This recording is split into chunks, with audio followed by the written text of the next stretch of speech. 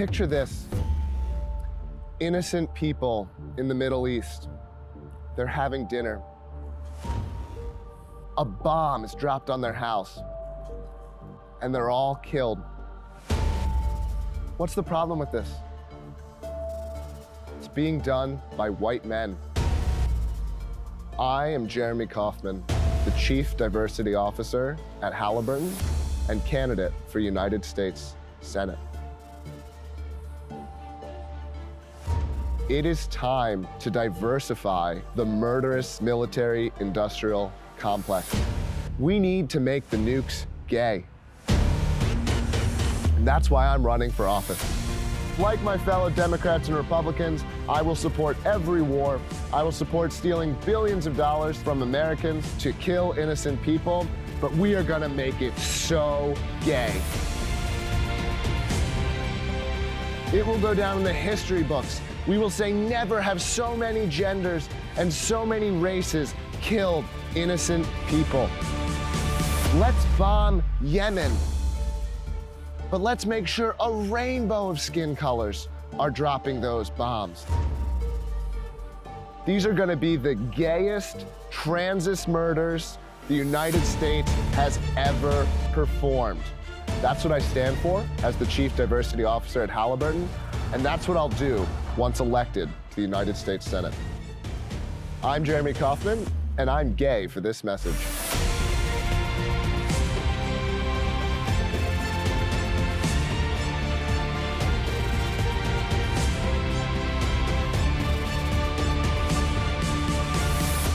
I'm serious.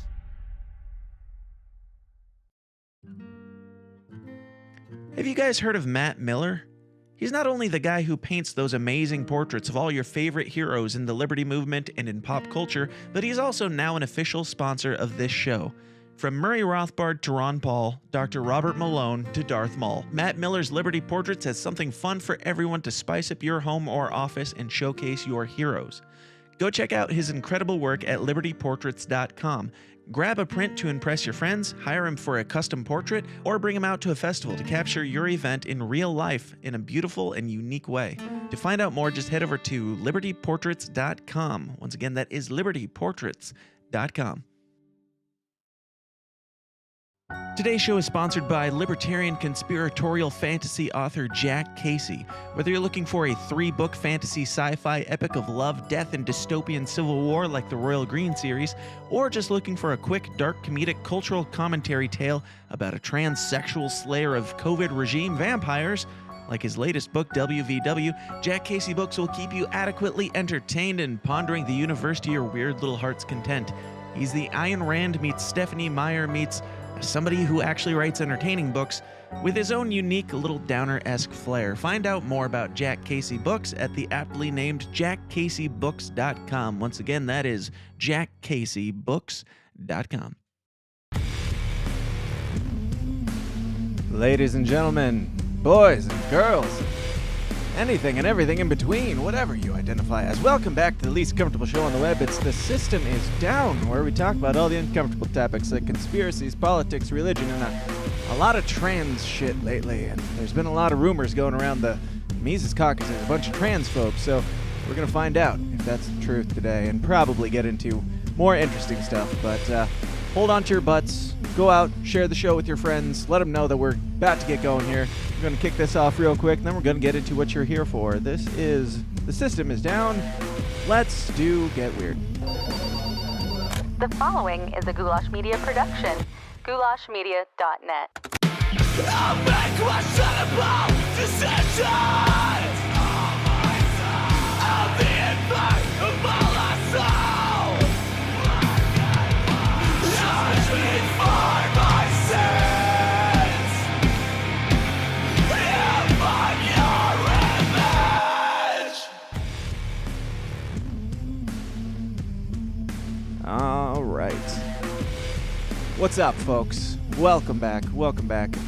Today's episode is, of course, brought to you by several things. Kill the music. It's brought to you by several things, and the very most important of those things is you guys in the Downers Club. People like Andrew Chatteron, Donald Villa, Anthony Portillo. I found out that I'm pronouncing his name wrong, so it's Portobello, I think is the official pronunciation of Anthony's last name. Hefflumps Woozle, Shannon Martinez, Jack Casey, Paul Brandenberger, Ryan something, John something, Aaron something, Trenton, Mary, Justin, and a bunch of other plebs. Welcome all of you to the cult. If you would like to get your name on that list and possibly have it read incorrectly, go on over to patreon.com/The System Is Down and sign up for the Downers Club today, where you can get more weird, more raw, more offensive, more weekly content, bonus episodes of the show, all the after parties, including the one that we are very likely going to be doing today. You can watch them live, you can listen to them after, you can get all that stuff, and you can support this show, which is obviously the most important thing for liberty. That's enough of that. Patreon.com/The System Is Down. Now, my guest today is the one, the only, I don't know, the token trans of the Mises Caucus, I'm pretty sure is the official title. But Audrey, Danielle, how are you doing today? Oh, I'm wonderful.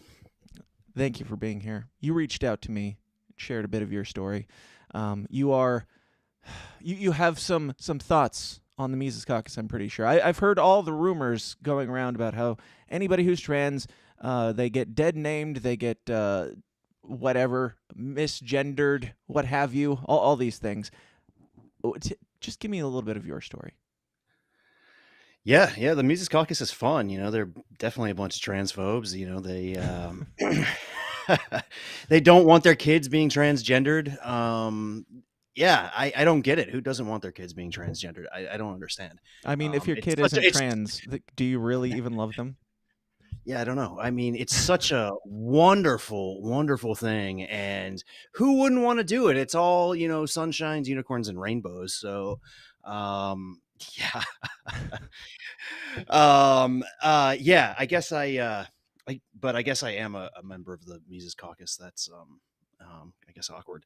It raises some questions. It's a little weird. It's a little weird. Being a self-hating trans person. I've been called a Nazi, a literal Nazi. I guess that means I would have genocided myself. I don't know. Well, obviously, yes.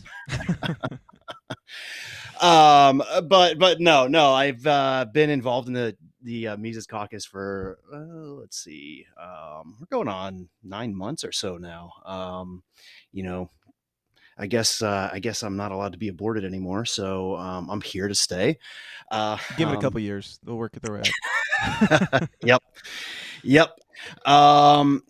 But yeah, I've been involved with the Mises Caucus for a little while. I came out publicly, I guess, as trans.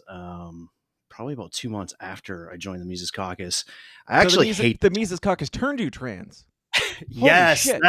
Shoot. The plot thickens. I've been doing years of therapy and I never figured that out. And you just answered everything.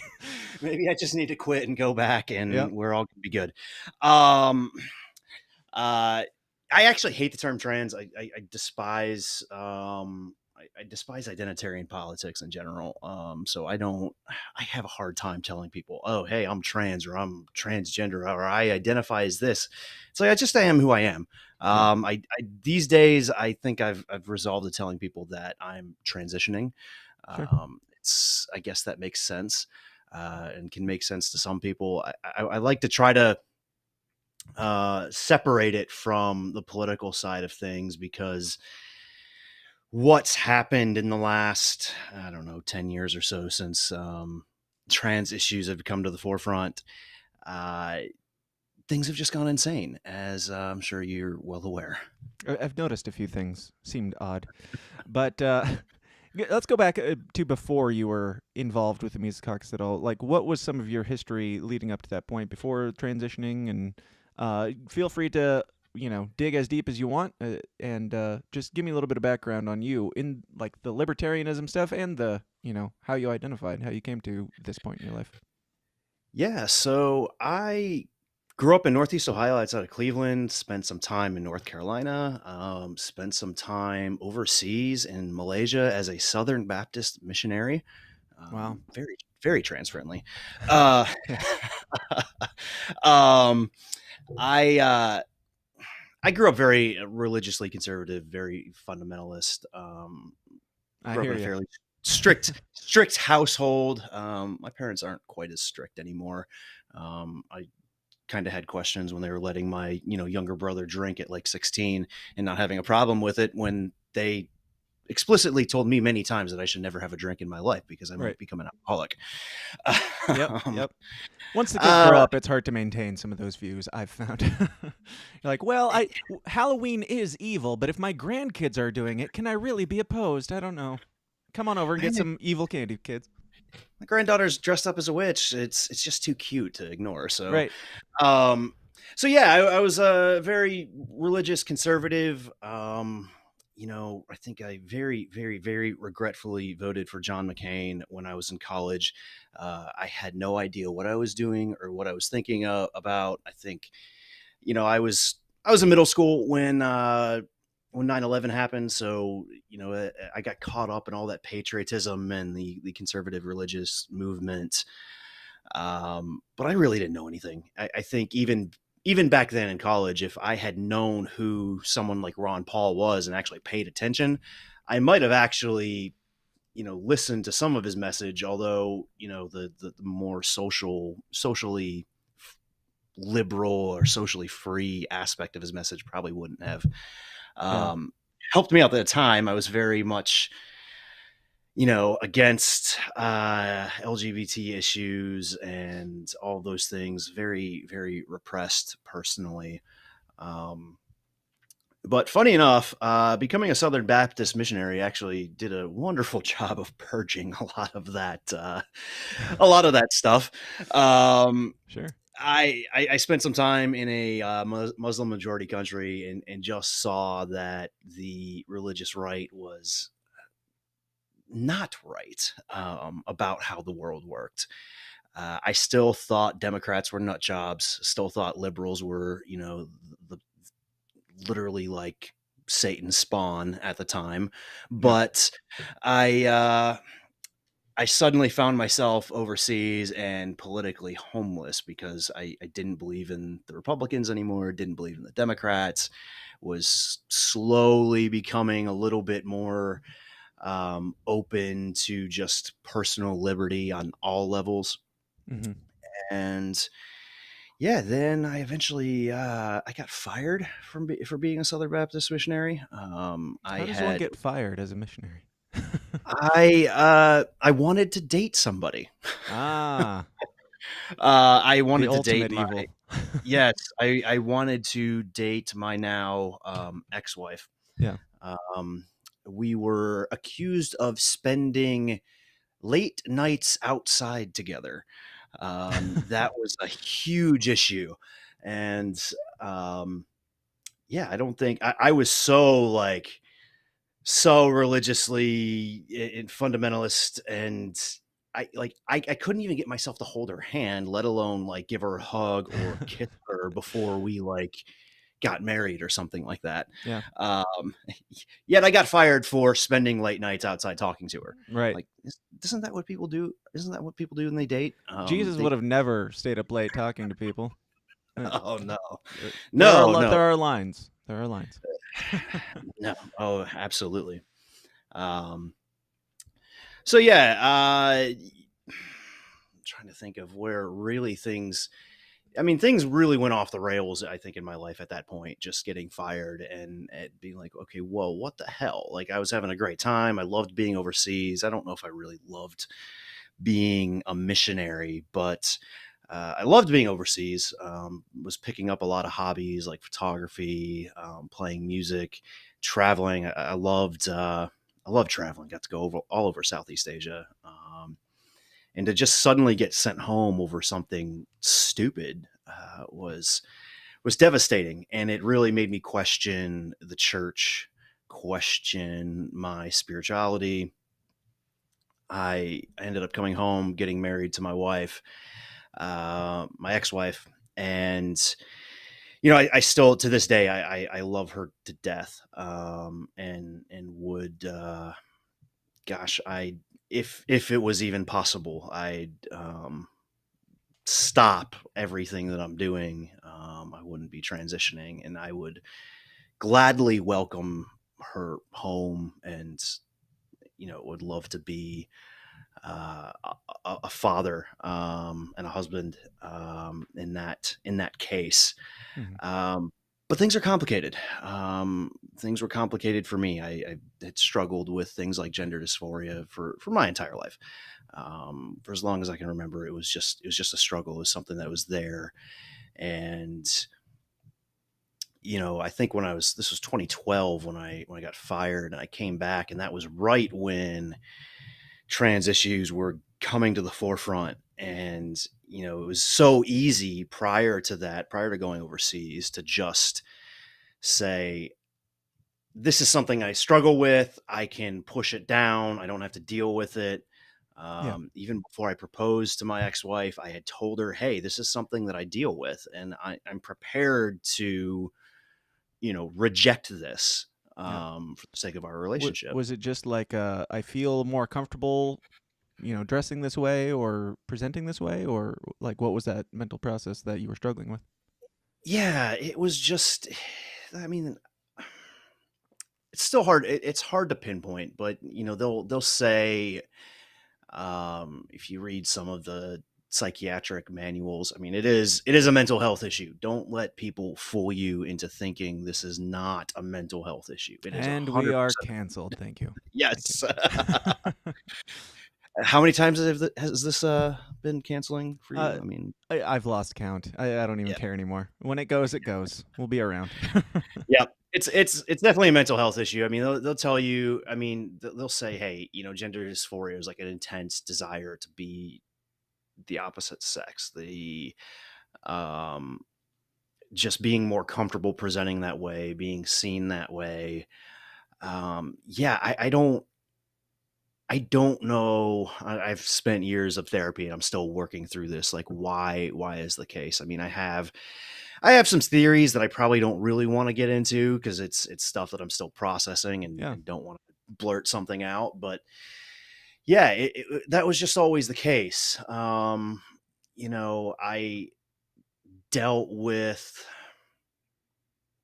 with my marriage in particular. It was kind of, I mean, for me, it was tough, because on one hand, I was very attracted to my wife. I loved her. I still love her. But I was also very jealous of her in a lot of ways. And so I think for a while I was like, well, okay, maybe I can live out something, vicariously somewhat through her. And that's probably not a great way to start a marriage, or anything for that matter, or anything. Yeah. I think we were together. We were ultimately married for about 3.5 years before she left one day out of the blue. Was it I just gone through to the trans stuff, or 100%? I was struggling just with a lot of things. I had one of my best Christian friends from college came out as basically agnostic, which just kind of shook me, especially on the back of what had happened in Malaysia. And I was just in an existential crisis for a long time, which tends to happen when you have abusive situations, like getting fired over wanting to date somebody.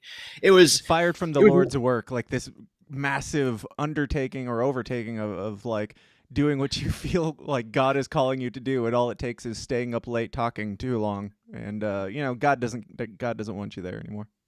Oh yeah, I was told I was a detriment to the advancement of the kingdom of God in Malaysia. And that's what brought him down. Oh yeah. Oh yeah, and that's I had made my boss become basically a bad father and husband, because the conflict was making him be a bad father and husband, and the conflict was entirely my fault. So it's really wife? I don't know. Like you weren't like, you were making him a bad husband and father. Were you like hitting on his wife? Is that what you're saying? How else does it make him a bad husband and father?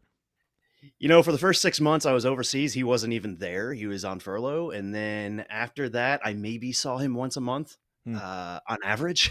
So I have no idea. And trust me, I was not hitting on his wife. Yeah. So I was just going through this existential crisis, trying to, come back overseas, like come back from overseas, hold on to my faith, realizing that I just didn't hold the same authoritarian views as a lot of the church does. And yeah, I was just getting really anxious, depressed. Some would say it is somewhat post-traumatic stress related to just abuse, like, verbal, emotional, spiritual abuse and those sorts of things. Yeah. And yeah, I was like, okay, so what do I do? Do I, my wife and I were like, okay, maybe we should try to start a family. And we, kind of half-assed that and didn't really start a family. Then I took a job in Philadelphia where I live now. Then I said, oh, let's buy a house. And, nothing was solving the issues everywhere I looked. And then I was like, well, okay, there's one thing I haven't tried. And that's this whole, transitioning thing that seems to be more acceptable. Yeah. And as soon as that came out on the table, yeah, I guess my wife was gone at that point. I think I'd pretty much lost her. So she had previously known that you, as you put it, struggled with these feelings, Yep. and then you're like, I'm going to embrace it, and she's like, well, I'm not. Well, it was more complicated than that. I was saying maybe embracing it should be on the table. I was definitely not, like, my number one goal was to not embrace it. But it just started seeming like that might not have been an option. And yeah, I don't want to talk, I guess, too much about the Sure. marriage itself, because I mean, I haven't even talked to her in 4 years. Yeah. And No, she's been yeah. she's been Feel she's free been to gone whatever you're 5. comfortable with. Yeah, she's been gone 5 years, and I haven't talked to her for 4 of those years, despite numerous times trying to reach out. So I don't even know what's gone through her head, or what's gone on. I definitely share tons of blame. I mean, I could have sought out specific help and other things a lot earlier than I did.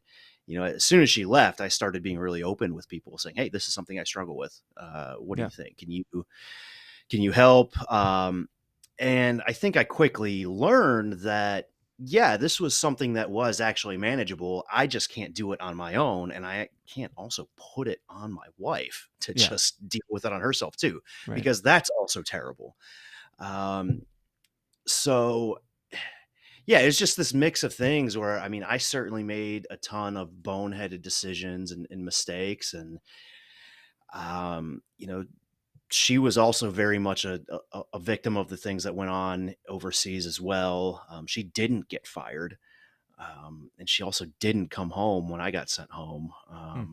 But I don't think she ever really fully dealt with that.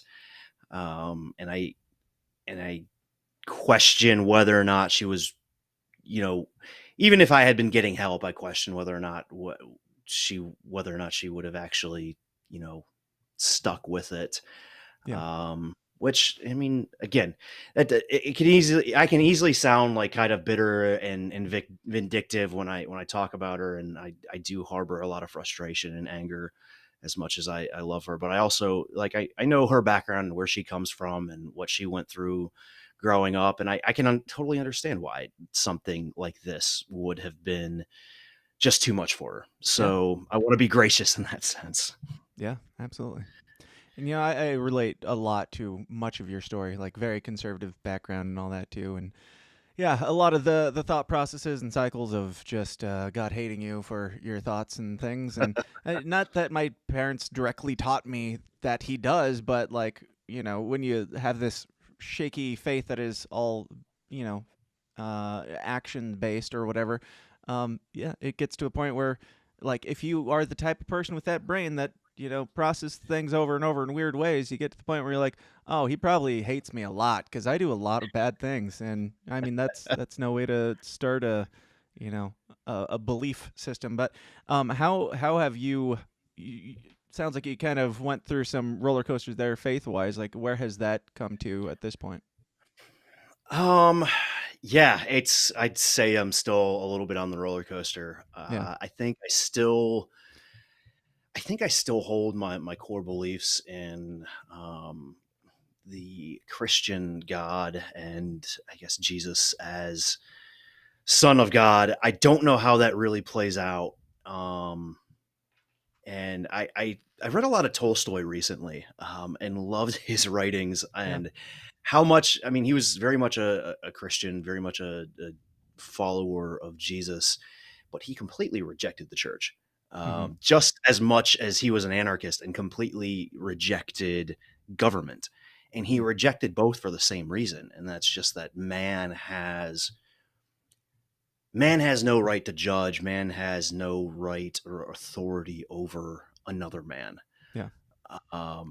And yeah, I saw a political cartoon today about needing to separate church and state with a giant wall. And I'm like, they're really no different. I mean, church, I don't want to take away from people who have wonderful experiences with church. Yeah. And people, churches that aren't authoritarian, but the church and the government ultimately operate the same way. They're the same thing. It's just a power structure of authority over humans that is ultimately fairly arbitrary. And it has very little to do with what I think is actual reality. Yeah. Like I was just talking about this on the show, I think Friday. Just Western Christianity in general. Like I still most closely relate to, Christian ideas or whatever. But Western Christianity, it's like we have all these different like subsects of Christianity and everything. They're all very adamant that they have this whole thing figured out, which is obviously retarded. And then we've got the government who says weed is illegal, so the church says weed is a sin. And then the government says weed is not illegal, and then the church says weed is no longer a sin. Same with like gay marriage and the trans stuff. Like whatever, like you can believe whatever you want on the sin basis, but it's like I don't care if you agree with what the church is saying. I care that the church keeps changing their mind on what almighty God thinks because the government happened to, which I think is laughable. But what are your thoughts on that? Oh yeah, 100%. I mean, they just play off of each other, and then you end up with churches warring against each other because one says gay marriage is still sinful, the other says it's not, and you have all these schisms and things keep breaking apart.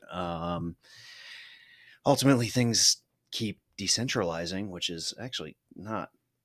I've never thought of it that way, but that is a fair point. That's not a bad thing with the church. It's like Right. maybe the government should follow the same route and just keep having these schisms. But yeah, it's. I mean, looking back on it and looking back on the very authoritarian beliefs that I held, it's ridiculous. It was ridiculous.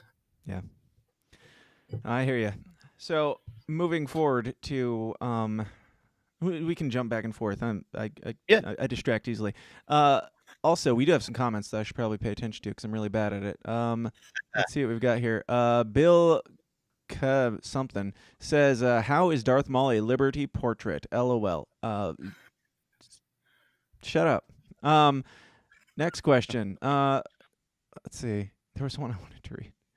Oh, James Gentleman, seems awfully rude. What's this clean-shaven shit? I'm assuming he's talking about you, which is odd, very, very disrespectful. It's not I mean, a year and a half ago, I had a beard like down to my countertop here. Oh. So, yeah, I don't know. No, I actually just shaved. That's why he's bringing it up. I shaved for the first time in like 10 years, and I didn't do it for this episode, but it seems like standing in unison with my trans folks, I'll shave. Cool. This is just the beginning of my transition, personally. Yeah, your cultural appropriation, I think, is the correct term here. I think so. I'm the one doing it, not you. What are your thoughts on like the whole? I mean, obviously, cultural appropriation is bullshit, but like the whole like the collectivist ideas and everything, like the identity politics and stuff of, some women are concerned that men are taking over their sports and all the trendy trans issues of the day. What how do you feel about how these things are being tackled by politics and by the church and that type of thing? Wow, that's a loaded question. I guess how I feel about the issues is maybe different about how I feel they're being handled. They're not being handled with any of the nuance that needs to be had. It's it's something. These are issues that need to be taken apart with a scalpel, and we're dropping an anvil on them and Right. saying that this is how it is. You have you have the left basically saying, well, trans women are women. I'm still confused. I'm confused about that, especially now, because does that mean I get to have an opinion on abortion? Yes, Um, I think so. it does. But also, you have to be a biologist to even know whether or not you are a woman. So That's true. That's true. It's getting a little convoluted, and I was hoping you could clear some things up. I guess I'm not a biologist, so I guess I could pop out a clump of cells anytime here. I don't know. I have many clumps of cells in my body. I just don't think any of them are of the separate human variety. But yeah, like sports, for example. The whole argument with Leah Thomas. I mean, it was right here in my backyard in Philadelphia. I mean, I said this online. I mean, I think someone like Leah, whatever she's going through, whatever she's dealing with, I mean, she deserves a ton of support, needs it, because dealing with something like gender dysphoria and transitioning, it's a terrible and difficult process. It just is. And it doesn't necessarily, I don't think it deserves to be celebrated. I actually think it absolutely should not be celebrated. I think, in a lot of ways, I think, I don't want to say avoiding it at all cost, because I also don't think that's the answer.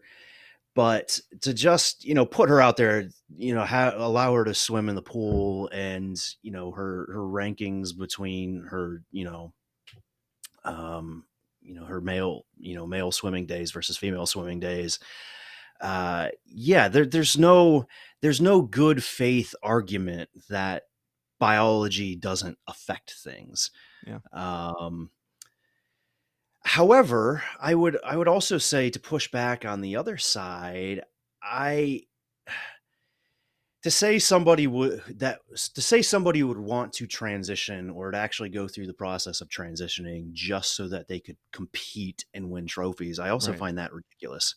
I don't like if they're living that way outside of the competition at all, I would say that kind of makes that argument invalid. But if it's like, literally, I'm a woman today and I'm going to compete, and then I'm not a woman tomorrow, like, that's the only, like, it seems like an awful lot of work to win a trophy or whatever. But I agree with you that I don't think most of them are doing it just for the sake of winning competitions, but it doesn't hurt. Yep, still can't hear you. You can't hear me?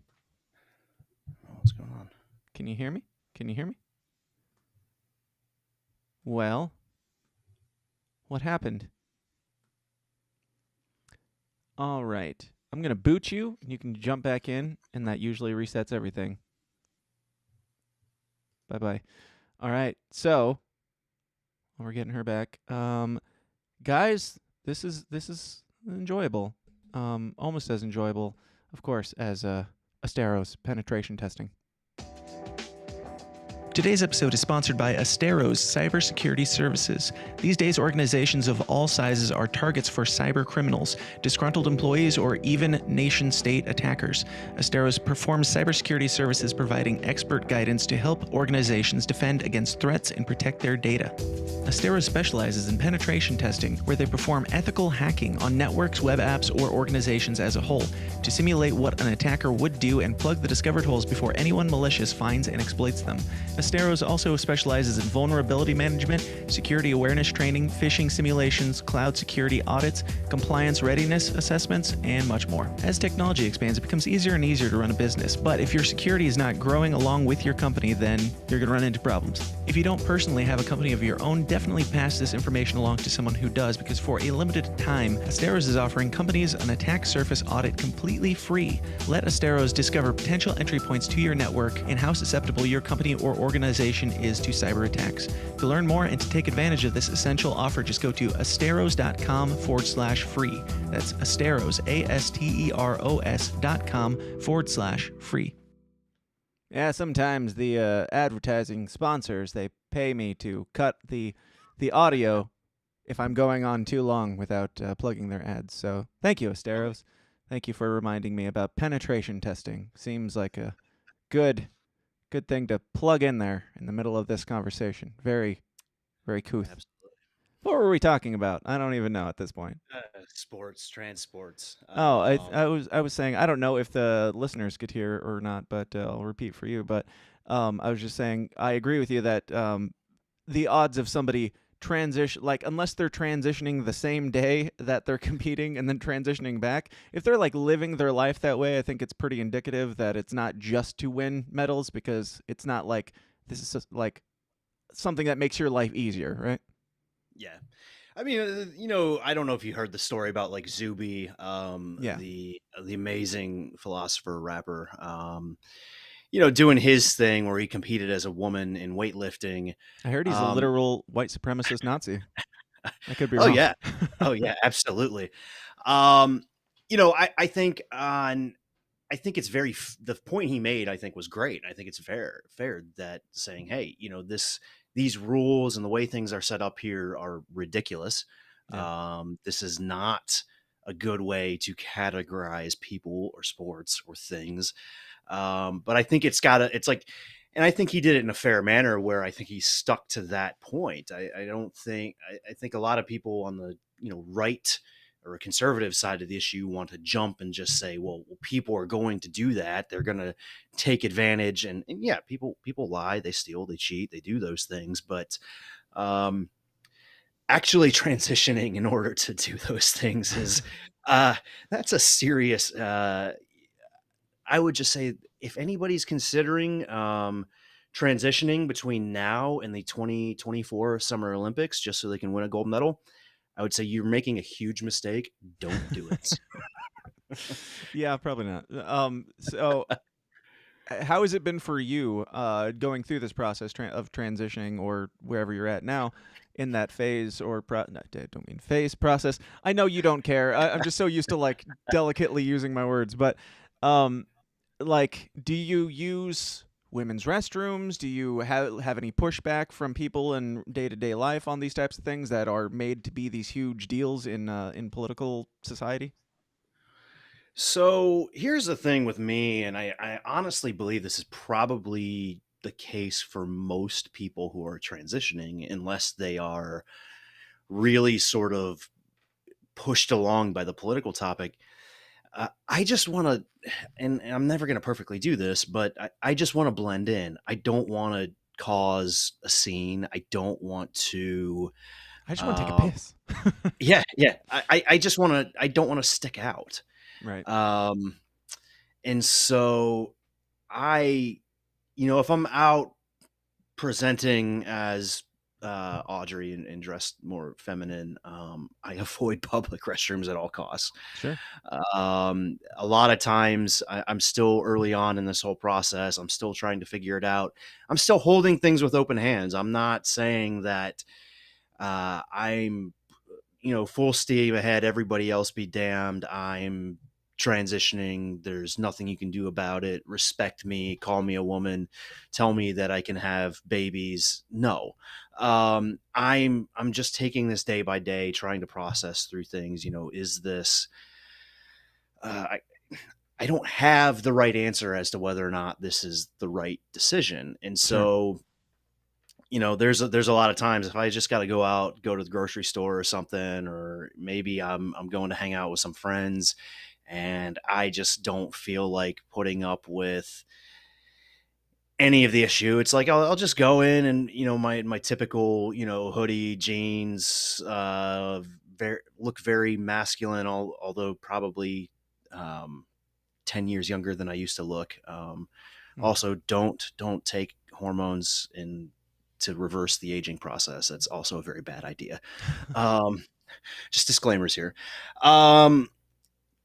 So I'll use men. In I'll what use. way? To cut you off there. In what way? Yeah. Like, how has it been negative? Because like I know it's a taboo topic and all, but what have been your experiences from taking hormones and stuff? Because all we ever hear is this is going to save 12-year-olds' lives if we get them on hormones as quickly as possible. I disagree with that. I mean, to me, it seems like it's helped calm some of the mental anguish. I don't know. I wouldn't say I've necessarily had a negative experience with it. I would also say I don't think it's necessarily just saved my life. Has going through this process and all of this, has it lifted a bit of a weight off my shoulders that was holding me back in life? I definitely think it has. I wouldn't be doing some of the things that I'm doing in Philadelphia and with the Mises Caucus had I not come out publicly. I don't think I would have. Sure. However, yeah, that rhetoric about we've got to save 12-year-olds' lives with, by putting them on puberty blockers and whatnot. I mean, it's terrible. It's not true. I mean, for everyone, I would say for every one, 12-year-old's life you might save by doing that, you are probably ruining countless lives. Yeah. Because I feel like the left, and even some of the more woke libertarian side of things, they want you to think that this is such a huge issue, that so many people are in danger because they don't have access to gender affirming care is the new term, right. Which also makes me want to vomit. But the truth of the matter is, I mean, they actually did some scientific and statistical studies on, trans issues, 20 years ago, 30 years ago. And they were saying, well, maybe it's 1 in every 2,000 people. Maybe it's 1 in every 5,000. Maybe it's, at the time it was something like 1 out of every, 1,500 males struggled with it and would transition. Or take some steps. And it was maybe like 1 out of every 10,000 females. So it was completely this, it was this very one-sided thing, whereas men transitioning to live as women. I won't say transitioning to be women, because I'm never going to be a woman, but I'm transitioning to live as one. Just had to throw that in there. Oh yeah, canceled again. No, I do think it's important to point out, and like, it's just seen as hateful if you say a trans woman is a trans woman. Like, that's it. Why is that a negative thing? Isn't that the point? Like, if a trans woman is a woman, why are you calling her a trans woman? Like, that seems awfully disrespectful. If she's not a trans woman, why are you calling her a trans? Like, it's just self-defeating, the whole thing is, and it's seen as bad if you say, I think, I love you and want to have a conversation with you about, your mental state and that type of thing. That's seen as transphobic. You have to either be 100% affirmingly, you are right and everything you're doing is right and beautiful and amazing, or you hate them and think that they don't exist. It's like, and this goes to all sides. Like, there's so much the entire thing is 100% nuanced. Like, for a conversation that is so so non-binary, I guess you could say, these people have very binary ways of looking at it, of just either you're trans affirming or you're bad, or from the other side, either I'm sure there are some people who believe, either you're man, woman, straight, perfect, cis, happy marriage, or you're sinful or whatever. So just a lot of gray areas there, and I think it's interesting. Oh yeah, it's an entirely gray issue to me. I don't think it's a black or white issue. I think there are black and white aspects to it, but it's entirely gray. And what I typically try to tell people is I say respect is a two-way street. I mean, it's something you learn early on. It's what they teach you in sports. You know, you got to give respect to get respect. Right. But one of the biggest issues that you see with the modern left and and very much so the modern right and just how, and this even goes back to religion, is that when you're dogmatic about something, you almost inherently demand respect without giving it back. Yeah. And that's kind of what's going on today with these issues. um Tying it back to, you know, the 12-year-old thing, and even some of the statistics and things that we're bringing up that were probably entirely made up, but I think at least in the ballpark. um but basically, I know men transitioning to live as women was probably 10, 20, 50 times more common than women transitioning to live as men. Yeah. And I think in amongst the younger populations, it's almost completely flipped. Not that women are doing it 10 times more, but it's probably even, if not more, young girls are identifying as gender non-conforming, whether that be all the way trans or non-binary. It seems like they Uh, never want to go full man. They never want to make that extra like 25 cents an hour or whatever. I feel like Can't commit. They can't commit. yep, yep. I that's probably where some of the non-binary stuff comes in, to be honest. Yeah. But the issue that you have there is you have this culture of celebrating it and making it this wonderful thing to be non-conforming. Yeah. Which on one hand, if you're talking non-conforming in a traditional sense, such as a masculine girl, a tomboy, or you know, a feminine dude, just loves art and loves, hell, even wants to put on makeup and all that and shit, like whatever. But I was as called an long as- art fag so many times. I feel like Yeah. I've earned the right to use it. yeah, So, that's fine. Like that sort of nonconformity, I think, should be celebrated. Yeah. But the way we're celebrating and pushing nonconformity now is saying, well, because you don't conform, that means you're not this. They are reinforcing and making rigid gender stereotypes that you feel like people have fought for decades, if not centuries, to get rid of. Yeah. And it's wreaking havoc on people. It really is. I mean, I've talked to so many parents that have said, well, my kid's slightly, you know, gender non-conforming, which if you're having this conversation 10 years ago, they would have never used that term.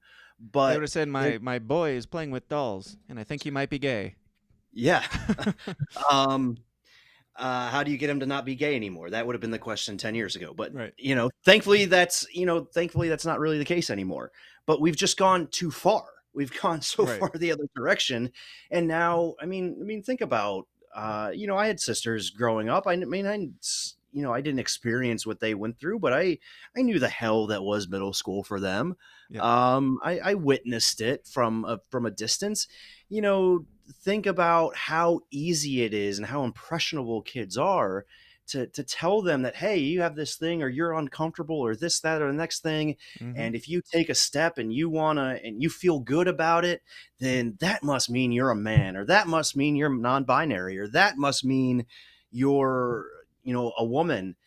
And that's when the vast majority of those cases, those kids, they're going to grow up being, not completely comfortable in their own bodies, because who in the hell on this earth is actually completely comfortable Right. in their own body? Like, Nobody. everybody's got their issues. There's one But they're- Chad out there, maybe Chuck Norris. He's the only one, but yes, the rest of us. And I agree with Yeah. what you're saying. I think especially this is something I've been talking about for years, since like the early days of the podcast, before the trans issues were even that as prominent as they are now. Just talking about, I'm clearly not the most manly of men, and we've got.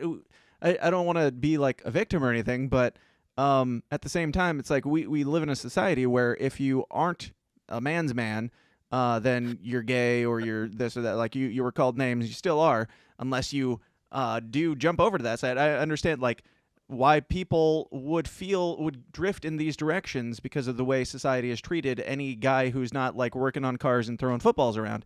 But now we have that combined with the other side of that, which is if you are the Chad, then you're a toxic man and you should close your legs on the subway and stop mansplaining to people. Like there is no right, there is no correct for men. You're either gay and you should go over and join this tribe, or you're toxic man and you need to go over there. Like there is no just men.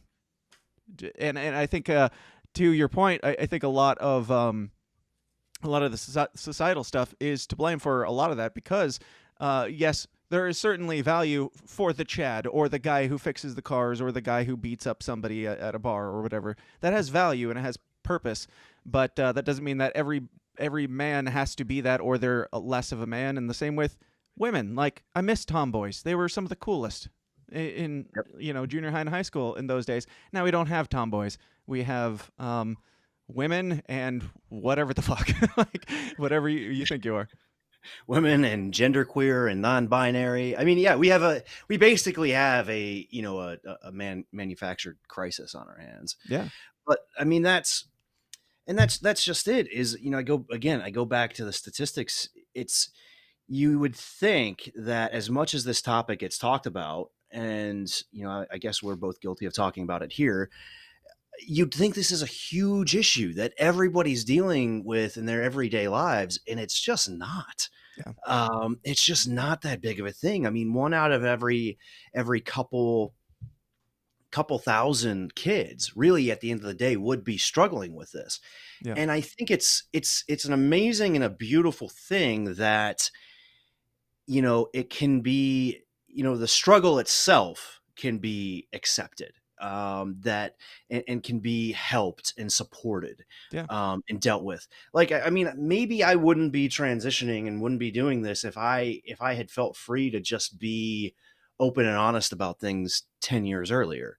I don't know, but there's a wide chasm that cannot be jumped across in between, supporting and helping someone versus encouraging someone. There's a wide chasm between, teaching children to not make fun of somebody who is different versus encouraging it so much that now the kids that aren't different feel like they are outsiders because they don't have their own special gender identity.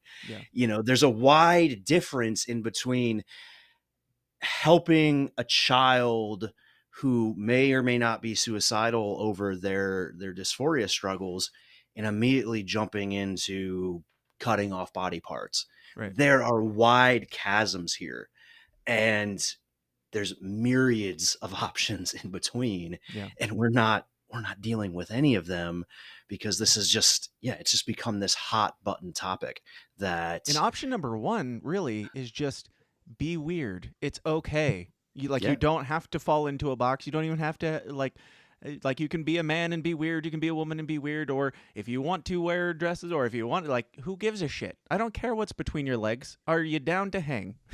And I mean that, whatever, literally and metaphorically. Yeah. So it's like I feel like we skipped over that part. We went from, if you're different, you're going to get the shit beat out of you to this whole craziness. And it's actually interesting around, it came out publicly sometime at the end of October of last year. And I was reading Michael Malice's Anarchist Handbook, which was actually one of the best reads I think I've ever read through. Just the amazing philosophers in there. I started just mind blowing. Yeah. That's about it. I can't read. But the day after I came out, I was reading Emma Goldman, and she was talking about basically the tyranny of the majority, about how, taking it back to the church, when you read about Jesus and his teachings and who he was, at least as a historical figure, the movement he started was fucking amazing. Mm-hmm. And it was something that the world needed, and it was beautiful. But as soon as the Roman Empire co-opted it and it became a thing of power, it became perverted and disgusting and beyond fucked up. Yeah. And you see the same thing today happening with the trans issues where, 20 years ago, somebody talking about this on a podcast, this would have been so taboo. It's not even funny. And there were probably out of the 1 in 2,000. So, the couple 100,000, if not, million, or, very, not an insignificant number of people, but still tiny. Yeah. There probably were a lot of people who committed suicide and hurt themselves because it wasn't allowed to be talked about. That's a problem. And so what happened in the early 2010s, and before you got into like 2014, 2015, when things immediately shifted, it's like seeing that conversation come out and start being had in society was a really good thing. But then, I still don't know what happened in the last 4 or 5 years. Aside from just nonsense, as soon as it became okay in the majority of American society to just be trans, it immediately went from this horrible issue that nobody's talking about that's hurting people to suddenly becoming this monster where it's like, gosh, if you don't use she, her pronouns with me, you deserve to be, sent to the gulag. Right. Like, you are a literal Nazi if you don't put Or made up in your bio. pronouns that you've never heard before that I just told you, and now you have to remember them for each individual person. Yeah. It's absurd. Like, they don't just change the language, they change the language and then try to convince people or brainwash people into believing this is the way things have always been. And then if you are just like, can we have a conversation? It's shut down because you're like questioning this brand new idea and ideology that was just made up 15 minutes ago. It's absolutely crazy. Do you think there's anything to like this shift? Like, I get into the conspiracies and stuff like that. I think there is a push for normalizing this more than is healthy, to the point that people are. These people aren't all trans. They're going along with trends to some degree, and that happens. That doesn't make it any worse or better. It makes it like we need to approach it with that in mind. That this person isn't necessarily a trans person. They might not even have gender dysphoria. They might have seen it on TikTok enough times that they're like, that seems fun. I don't know. Do you think any of this is intentional and like nefarious trans agenda, or do you think it's more organic than that? I think it's a little bit of both. I think it's probably organic in the sense that, yes, anytime a minority idea or opinion becomes the majority, it becomes tyrannical. So there's that organic aspect of it. Yeah. And I do think there is, something in the woke modern left, there is something distinctly anti-human about this. Yeah. And the way the trans issues have gone has become very much anti-human. Right. And it should be the exact opposite. It should be trying to understand people with this, mental disorder to help them and love them through it as they figure their life out. Oh, absolutely. And it's just gotten to the point where, it's like, yeah, we're supposed to watch our tongues. And as much as, as much as I don't want to talk about this, as much as I don't want to throw more piles of wood onto a fire, mm-hmm. there's part of me, I was out with some coworkers the other night, and I was kind of talking to them a little bit about these things. And I said, there's part of me that feels like I need to be able to stand up and say, hey, I'm not woke. I'm dealing with this. I may or may not be dealing with it right. I don't know. But hey, I can take a joke. Yeah. Heck, I can make jokes. I made my, there was a diversity, equity, and inclusion, or I wish they would have just left it as DIE.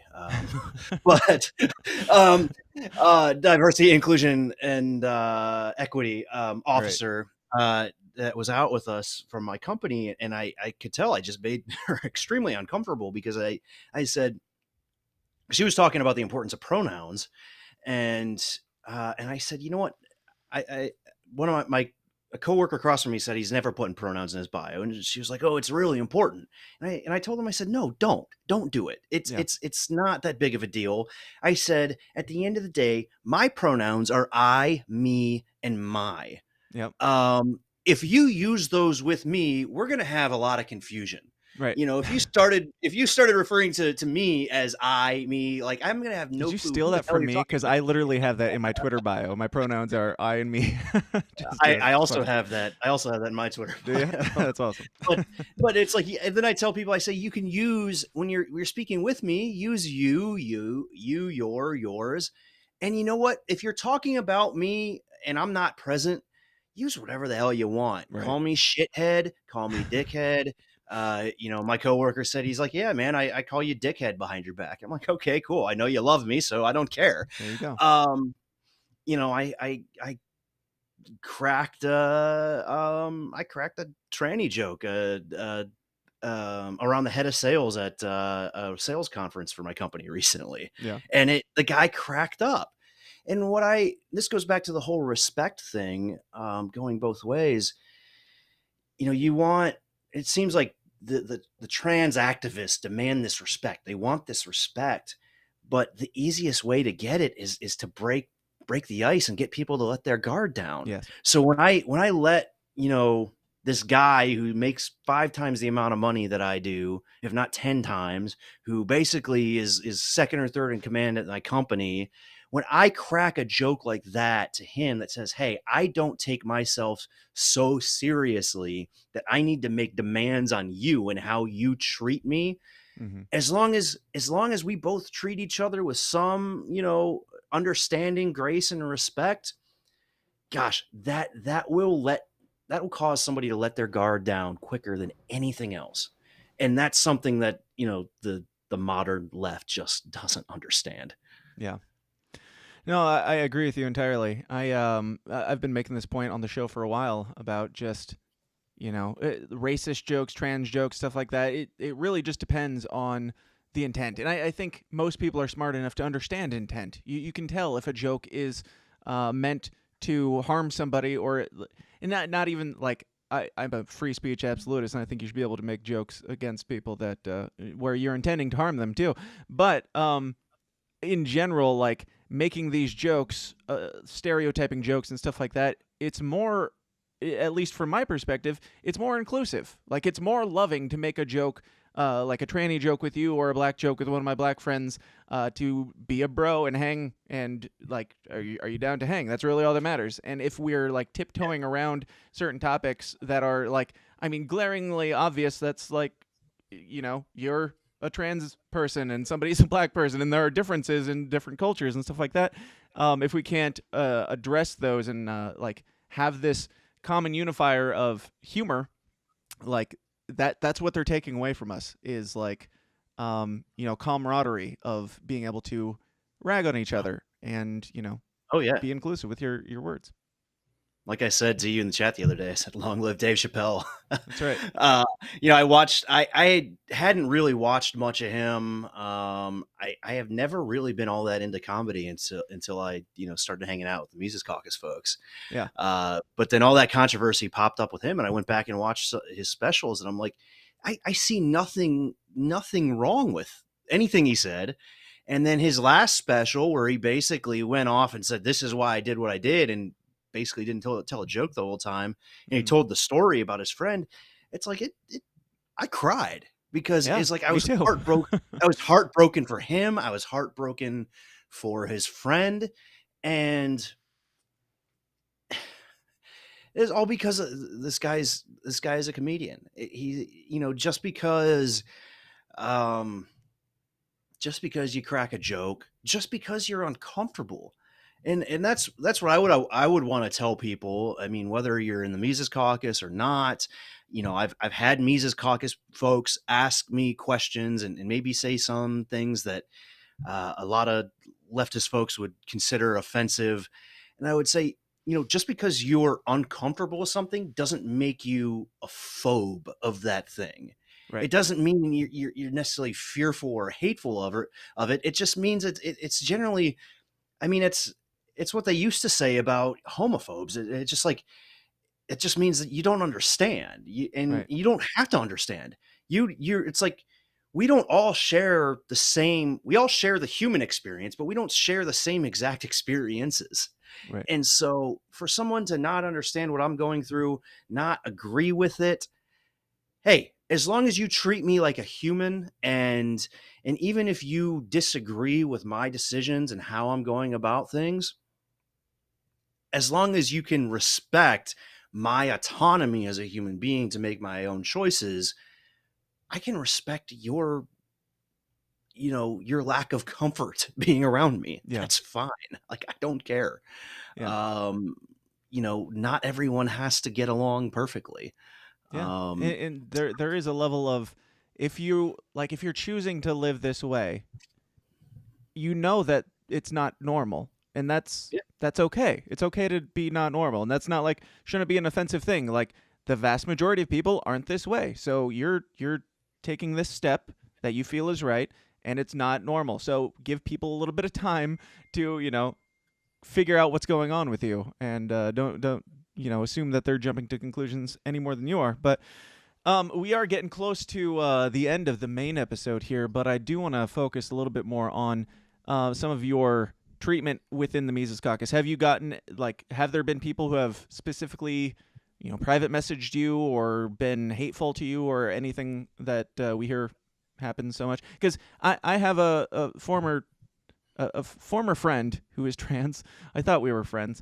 I guess not. But I won't mention names. But this individual reached out to me when I started doing work with the Mises Caucus, and they were like, there's I have some concerns and everything, and I was like, open-minded. I don't know, like, if you have some new information or whatever, I want to know. And basically what was presented was the one meme of the was-were thing, and something, or that joke that Dave Smith said about you can't trust a tranny because they're lying about themselves or something like that. That is all the evidence I've seen so far, which, I mean, take them however you want. I don't know if I would go to those. I don't know. They're jokes first and foremost. But what is your opinion of those two damning incidents, and have you witnessed anything else? There's a difference between poor taste and even bad faith versus outright hate. And so, jokes are jokes. I was confronted, I got a little bit inebriated one night, and this was probably about a month ago. And I said, let me stir the pot a little bit. I'm going to go onto the Libertarian Party discussion group and say, I'm Mises and I'm trans. Ask me anything. And I had somebody bring up like the Jeremy Kaufman tweet about, if there were no taxes, but 1,000 trans people were murdered every year, then the world would be a substantially more moral place. Yeah.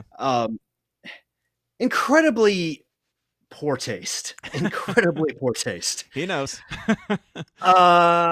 However, if you can just get past the surface in the poor taste, I mean, the underlying point isn't necessarily wrong about, the impact of taxes, the impact of governments, how many millions of people governments murder every year, Right. using our taxes. If whether only it's 1,000 people were killed every year, if only 1,000 people with our tax dollars, that would be better than what we have now. It sucks that they're trans, but it doesn't suck any more than if they weren't, I don't think. and only about, and his last point was actually spot on. Only about 40 trans people get murdered every year. They say there's this huge epidemic of violence against trans people. I don't think there's a statistical. I'm a stats and math nerd. I work in analytics. The 40 trans people that get murdered every year, I mean, it's a tragedy. Every one of those is a tragedy. Yeah. Period. It is sad. It's terrible. Unless they were raping somebody in the process. Yes. Also, Even then, I mean, I'm a very much a pro-life absolutist in that I believe all life is sacred, period. I would rather have someone not died in the process of stopping, a rape, but I would want that person punished, and I would want them to change their ways. But again, that's obviously we live in. Right. That's Ideally, I agree not a with you. that's not a black and white world. We don't live in a black and white world. Ideally, I agree with you, and I also would pull the trigger. But Yes, that's just me. I'd be the same way. Yeah. And so, the 40 trans people that die every year, it's terrible, but it's not a statistically significant figure compared to the murder rate of the rest of the population. Yeah. And Hey, so you guys want inclusion? That includes all this shit. yeah. That includes murder as well, because we're out here getting murdered all day. Yeah. No. So to bring it back to your point, I mean, I think I would say an emphatic no in terms of people being genuinely hateful or mean towards me. I don't get I haven't gotten any private messages from anyone saying, "Oh, hey, you're terrible, you're stupid, go kill yourself," or something like that. No, absolutely not. When I did the Ask Me Anything, did I get some what I felt like bad faith questions? Yeah. I got bad faith questions from both sides. Dude, I got bad faith questions and reason. Yeah. Like, my job is to troll everyone to some extent. And the Mises Caucus, half of them are too autistic to understand my jokes, and they think that I hate Dave Smith for calling him a coward on Twitter. So, you were gonna get that no matter what you said. But yeah, I get it. People will make jokes, and for the most part, again, like you said earlier, you can read intent. Yeah. If you're not so dense that you're going to take offense to everything, it's not hard to read intent. There's the jokes that go around about trainees cutting their dicks off. I'm not a huge fan of those jokes. I just think I don't find them all that funny. Sure. So I have heard some funny ones. Right. I'm not saying every trainee cutting their dick off is a bad joke. That is the only litmus test for me. Is it funny? I don't care what it's about. I don't care if it's about me or anything. Like, is it funny? That's all that matters. Oh yeah, but have I heard any that were like, oh my gosh, this person's just genuinely disgusted? Do I get again, back to pronouns? Do people use he, him with me? Yeah, they do, because a lot of times I'm presenting very masculine. I'm not, and so I'm not going to put it on someone else to have to jump through these mental gymnastics to say what I want them to say when it's their speech, Right. without me putting in some sort of effort. Obviously, if by some miracle of God, I lost 6 inches of height and lost about 150 pounds and looked like I could have never been a man in my entire life, and they're still calling me he, him, then yeah, there's probably a little bit of an issue there. Yeah. But like Buck Angel, I had him on, and it's like when I listened to Buck on another interview that he was doing, I was just listening to the voice and didn't see the individual, so I didn't.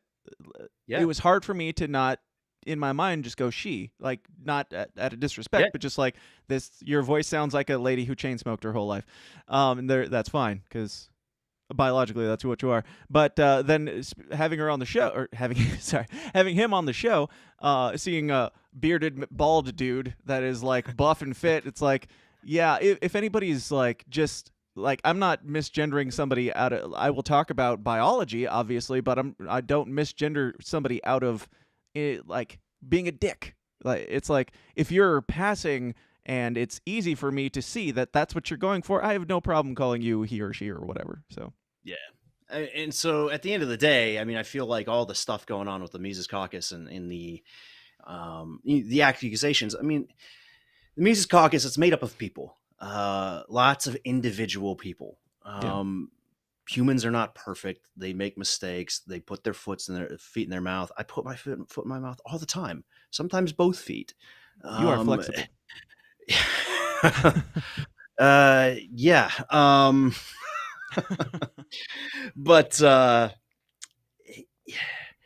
nothing I feel like all of the accusations that get leveled against the caucus in terms of being transphobic, homophobic, or hateful, or all these things, all it is weaponizing the topic of the day Yeah. against your political opponent. It's tribalism. That's all it is. I can easily forgive a Mises Caucus member for a bad taste joke or a bad taste opinion. Yeah. But when you're leveling the accusation of, the Mises Caucus is transphobic, well, that you're leveling it because you don't want to forgive them.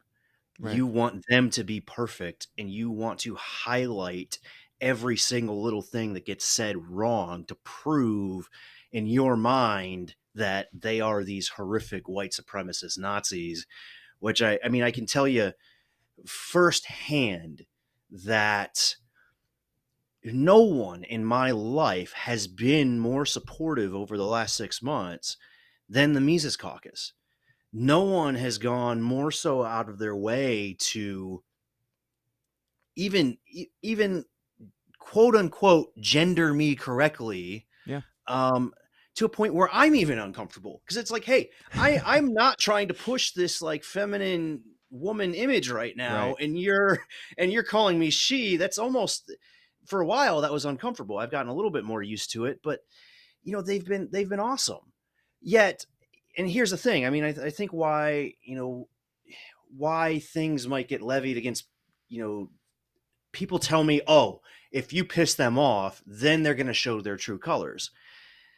Again, I think that goes back to tribalism. If I started fundamentally disagreeing with the Mises Caucus on issues or so much where I'm starting to be antagonistic towards that tribe, well, that tribe is going to be antagonistic towards me in return. Right. That's how people are.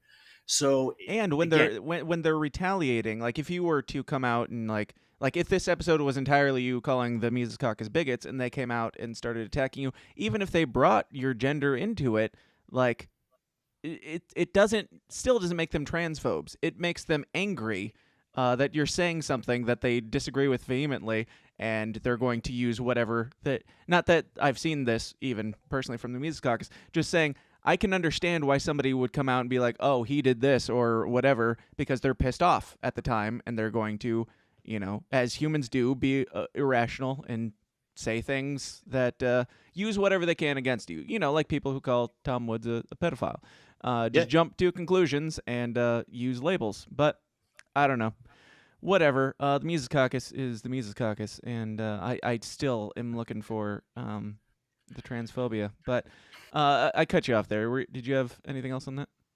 No, not really. I mean, I think you hit the nail on the head. I mean, humans are inherently assholes at times. Yeah. Everybody has one. That's right. That's right. Now let's go through a couple of these comments before we jump over into bonus, because I've been neglecting you poor plebs in the comments section. Thank you guys for being here, by the way. I love you and appreciate you very much. Adam Choi said, no, that doesn't matter. He said Dan's expressions are funny. I don't care. Daniel 3 podcast says, let's see, sending you love from the PAMC. So he's like, yeah, we got to make sure everybody knows we're trans affirming. We're trans affirming over here. CD says, fake super chat. Oh, go ahead. Did you have someone on that? Oh, nothing. No. Thank you, Jacob.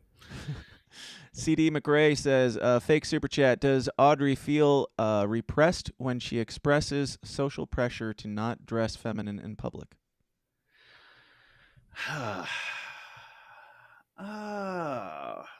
That's actually a really good question. That's probably a good question for therapy. That's what this show is. This show is like free therapy, so it's just really, really bad therapy, and don't take anything I say seriously. Yeah. Do I feel repressed? I would say no. I don't think I necessarily feel repressed. If there's any feeling of repression, it's me doing it to myself, which I guess is is repression. Oppression would be the other way around. Yeah, I mean, it's there's a big part of me that would want to just get to the end of this process. You know, it's like, you know, when I was a little kid praying to God that I'd wake up as a girl the next day, and it would never happen. It's like, I wish I could just snap my fingers and it's like everything would be different. Reality would be different, but it's not. It's not. Like there are times where I got to make a choice. How am I going to feel the most? You know, what's just the best thing? What is it? The best thing for me to go out dressed feminine? Is the best thing for me to go out dressed masculine? Is it, you know, I do take context into account.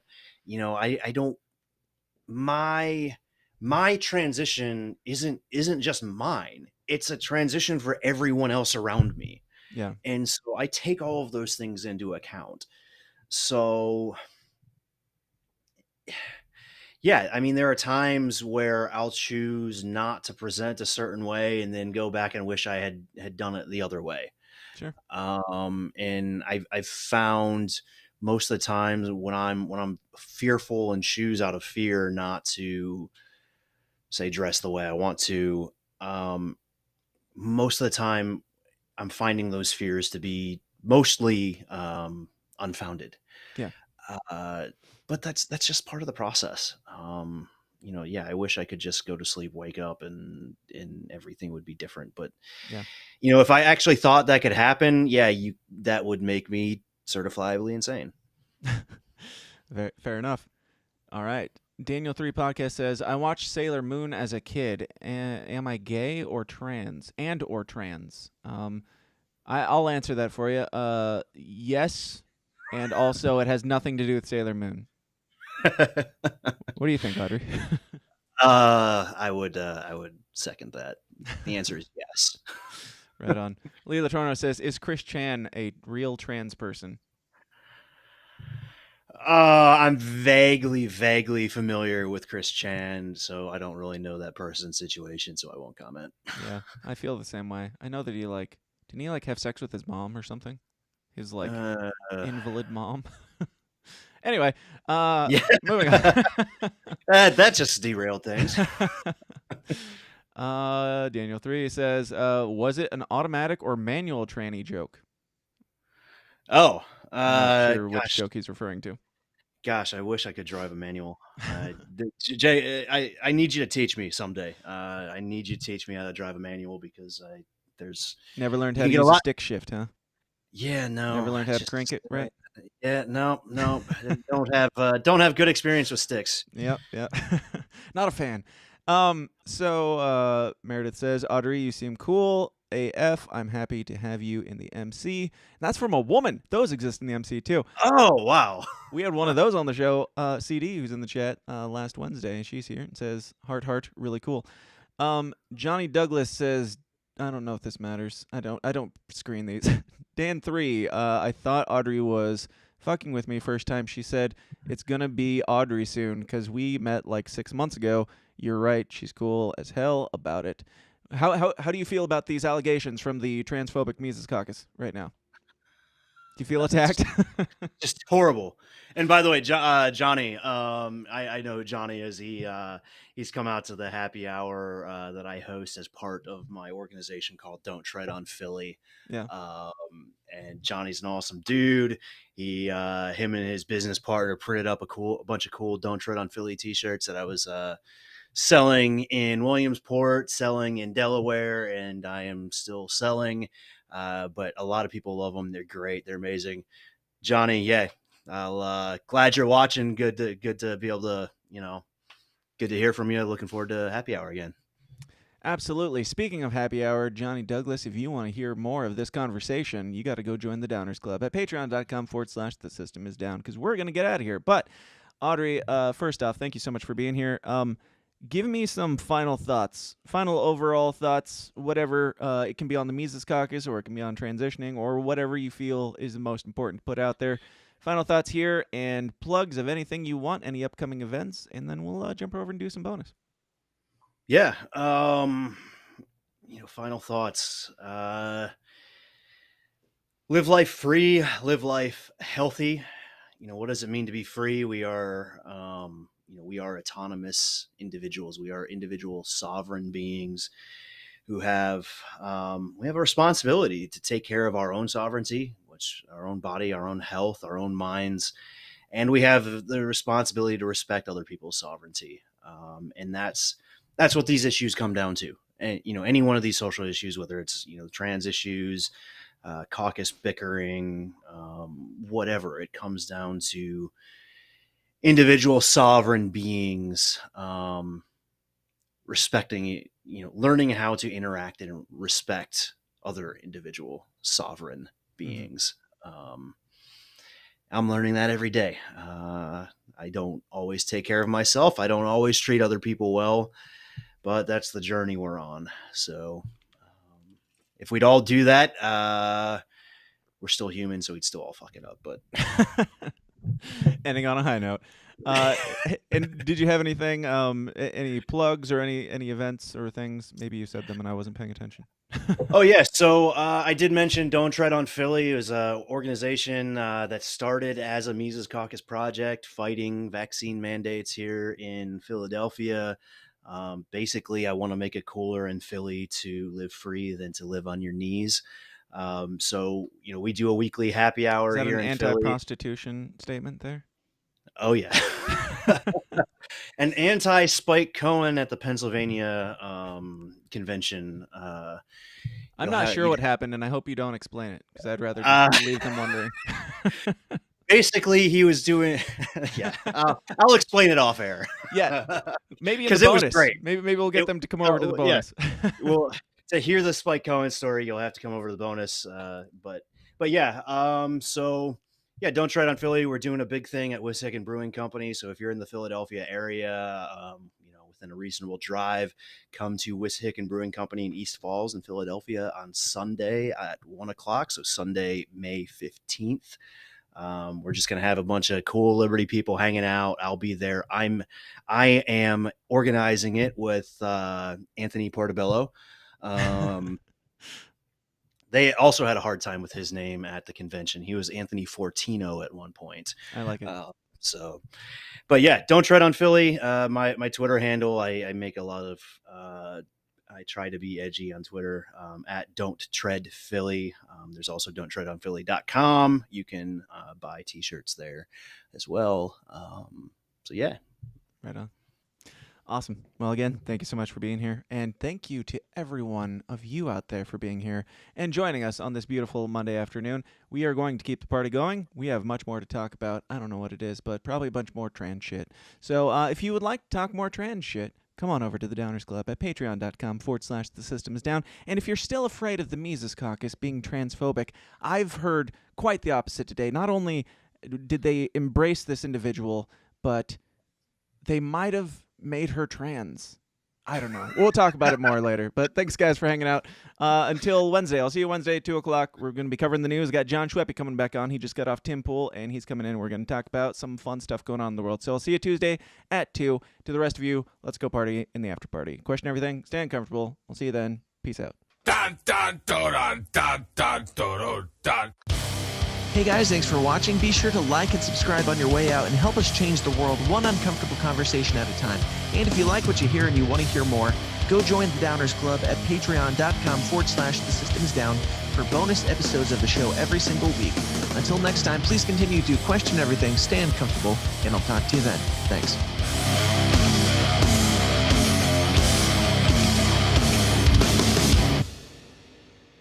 This has been a Goulash Media production. goulashmedia.net. This concludes our broadcast day. Click.